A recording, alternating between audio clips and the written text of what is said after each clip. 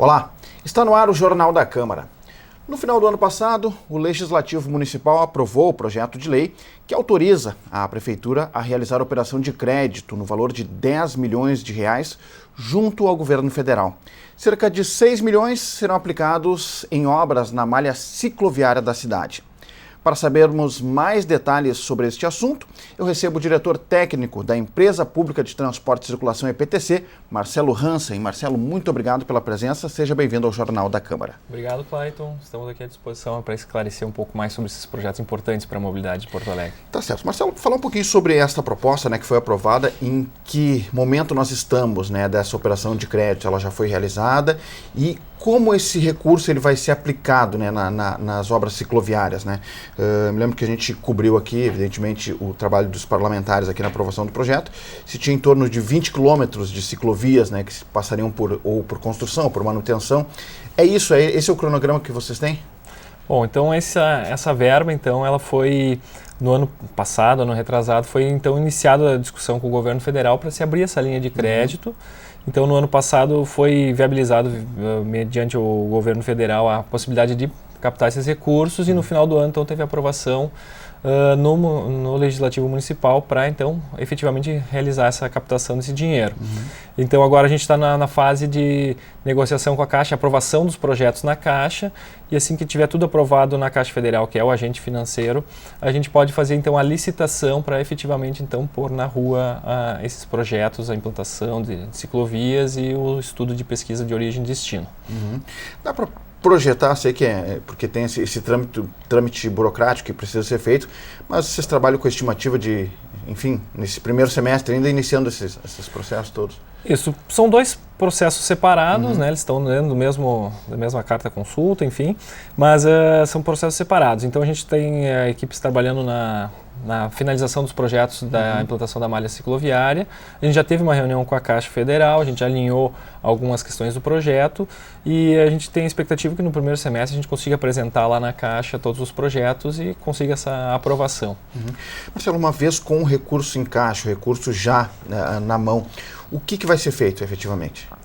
Bom, são então 6 milhões destinados à implantação de infraestrutura cicloviária. Então, nossa expectativa é de conseguir implantar mais de 20 quilômetros de ciclovias e ciclofaixas ou ciclorotas em Porto Alegre. Esses projetos eles estão focados então em fazer algumas consolidações de algumas redes, algumas ligações entre ciclovias que já existem e até a criação de algumas redes cicloviárias em alguns bairros que ainda não têm uma infraestrutura dedicada para esse modal. Tem alguma área prioritária ou alguma dentro desse cronograma que vocês estão estabelecendo para citar assim, para o nosso telespectador? Vamos começar por aqui, em seguida vamos para essa localidade. Bom, o cronograma de implantação ainda está sendo desenhado junto com os projetos, mas a ideia é que se tenha redes cicloviárias tanto na Zona Norte como a ampliação na Zona Leste, na Zona Sul e na região central. Então a gente sempre busca onde tem maior movimento de ciclistas ou maior potencial então para novos ciclistas utilizarem essa infraestrutura, sempre focando na segurança do ciclista. Hoje nós temos em torno de quanto a malha cicloviária de Porto Alegre, Marcelo? E qual o potencial que ela poderia atingir? Hoje, já considerando com a obra da ciclovia da Ipiranga, que está sendo feita por contrapartida, e da Aureliano Figueiredo Pinto também, por contrapartida, nós vamos chegar a 53 quilômetros de infraestrutura cicloviária. E essas obras devem finalizar agora no primeiro semestre ainda, do Ipiranga deve concluir já primeiro. Já contando com esses 20 quilômetros? Não, sem considerar esses 20 quilômetros, só o que a gente já tem implantado, que o município implantou e o que está em implantação por contrapartida. Então, a nossa expectativa é acrescentar mais 20 quilômetros com esse recurso do Avançar Cidades. Qual o principal desafio, Marcelo, para a implantação das ciclovias? Porque a gente tem um plano cicloviário que prevê uma extensão bem mais ampla do que se tem hoje implementado. Quais os principais desafios e entraves que vocês têm encarado nesse processo de implantação das ciclovias em Porto Alegre?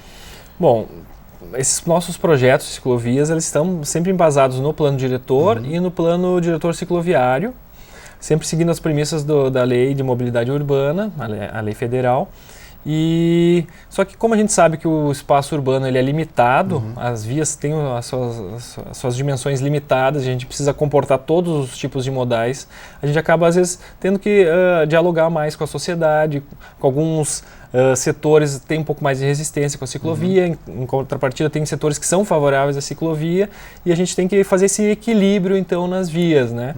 Então quando a gente pode, a gente consegue fazer um projeto usando o conceito de ruas completas, como foi o caso da João Alfredo, que a gente utilizou um pouco mais de moderação de tráfego, mais redução da velocidade para poder compartilhar então com o ciclista.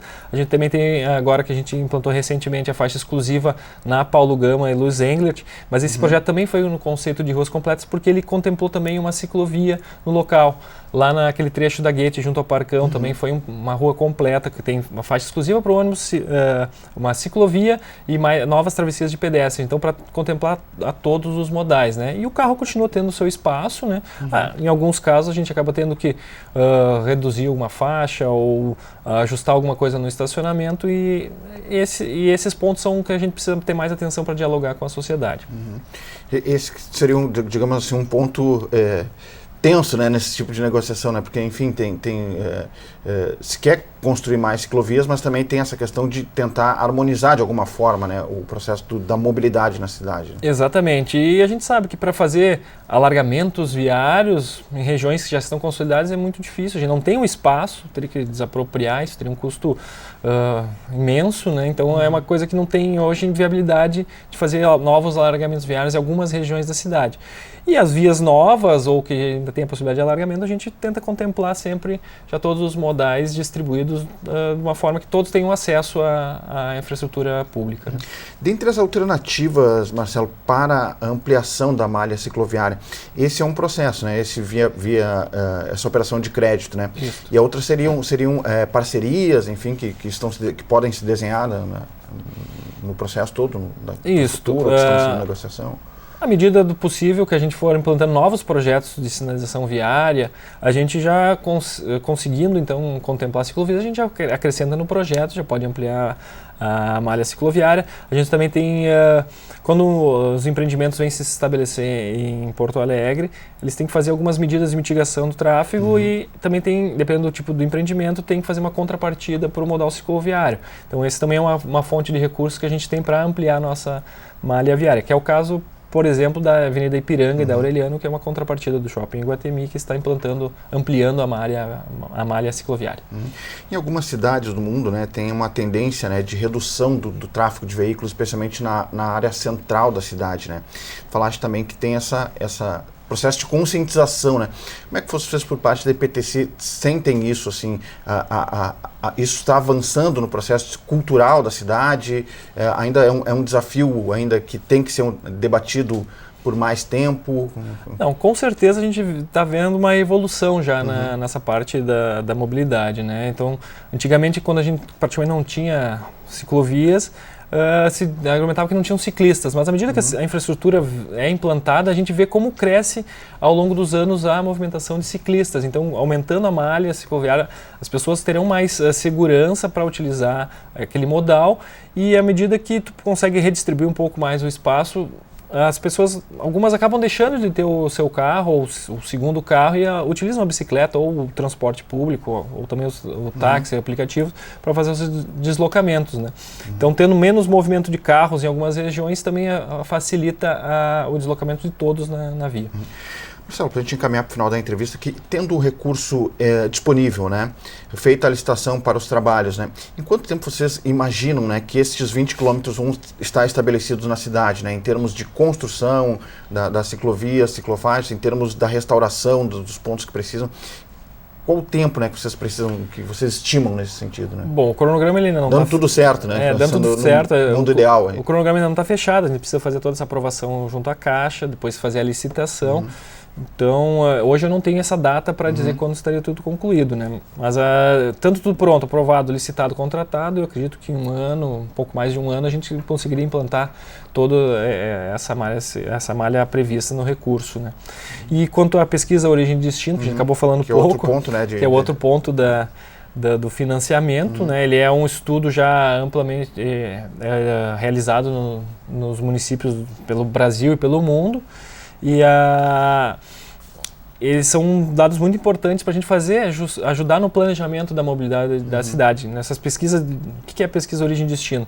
A gente vai, entrevista o cidadão e vê de onde é que ele saiu, para onde ele foi, qual era o objetivo dessa viagem, que modal ele utiliza, e pegando todas essas informações a gente consegue ver quantas pessoas andam de carro, quantas andam de ônibus, quantas andam de bicicleta. Então isso também nos ajuda a balizar os investimentos no médio e longo prazo para o município, né? Prospectar uma cidade diferenciada daqui a pouco, né, nesse processo de mobilidade urbana, né, com essas informações, né? Exatamente. Hoje a gente tem um estudo, ele está já faz quase 20 anos que a gente fez a última pesquisa completa, a gente teve uma atualização em 2012, mas a gente sabe que a cidade ela é muito dinâmica e a mobilidade ela é muito dinâmica, então a gente sabe que teve algumas mudanças, a gente tem alguns estudos complementares que a gente consegue ter uma noção, mas esse recurso vai ser fundamental para a gente ter uma visão geral da cidade como um todo muito melhor e balizar melhor ainda os nossos projetos, nosso planejamento para a mobilidade. Isso está dentro desse processo que está em negociação com a Caixa, né? Tendo todos esses recursos, a pesquisa também passa a ser aplicada também aqui em Porto Alegre. Exatamente. Bom, então a ideia é daqui a pouco a gente conseguir fechar, o município fechar com 70 quilômetros, digamos assim, né? Mais de 70 quilômetros de ciclovias no próximo ano, digamos assim. Isso, exatamente. Tá certo. Marcelo Hansen, diretor técnico da Empresa Pública de Transporte e Circulação, EPTC, muito obrigado pelas informações, bom trabalho. Obrigado, Clayton. Até mais. Tá certo. E você confere agora a agenda das comissões permanentes para esta semana, aqui no Legislativo da capital. A Comissão de Saúde e Meio Ambiente trata nesta terça-feira sobre a situação do setor na capital gaúcha. O encontro ocorre às 10 da manhã na sala 301, terceiro andar do Legislativo de Porto Alegre. A Comissão de Urbanização, Transportes e Habitação debate nesta terça-feira sobre as notificações de desocupação imediata entregue aos moradores da ocupação da rua Nilo Wolff, no bairro Restinga. A reunião está marcada para as 10 da manhã no plenário Ana Terra. A Comissão de Constituição e Justiça se reúne nesta terça-feira para a apreciação de pareceres e aprovações de redações finais. O encontro está agendado para as 10 da manhã na sala 303. As comissões de Economia, Finanças, Orçamento e do Mercosul e a de Defesa do Consumidor, Direitos Humanos e Segurança Urbana realizam reuniões internas nesta terça-feira. A Comissão de Educação, Cultura, Esportes e Juventude trata nesta terça-feira sobre o Carnaval de Rua de Porto Alegre. A reunião está marcada para as 2h30 da tarde na sala 303. E na quinta-feira tem reunião da Comissão Parlamentar de Inquérito que investiga denúncias de possíveis irregularidades na gestão do prefeito Nelson Marquesan Júnior. As atividades estão agendadas para as 10 da manhã no plenário Otávio Rocha. E no quadro Por Onde Eu Ando de hoje, nós vamos até a avenida, que leva o nome de um dos maiores escritores brasileiros.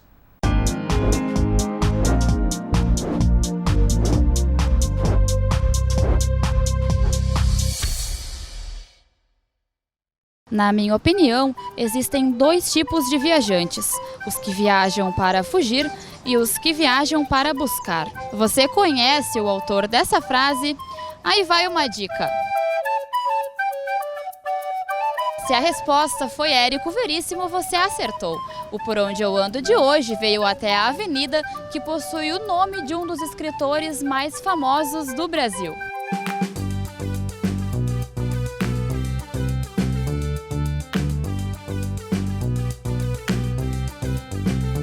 Érico Veríssimo nasceu em Cruz Alta no dia 17 de dezembro de 1905.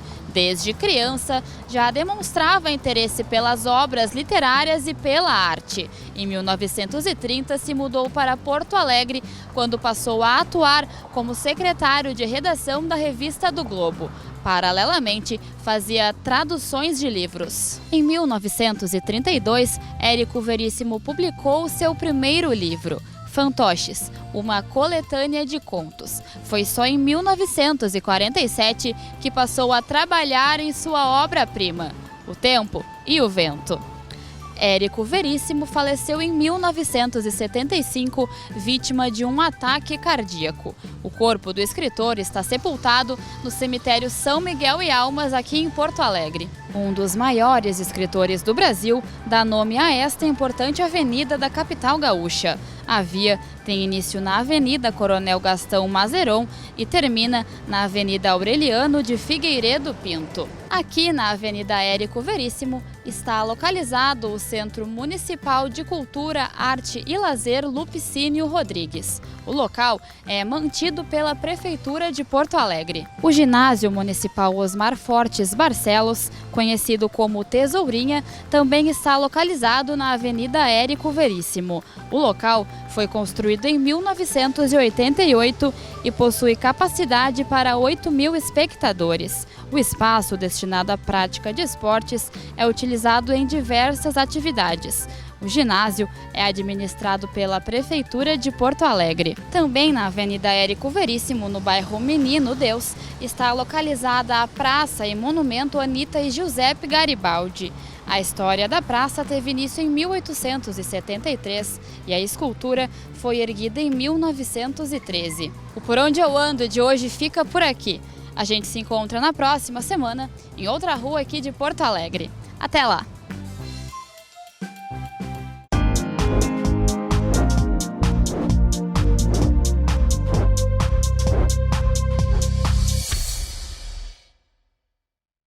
O Jornal da Câmara de hoje fica por aqui.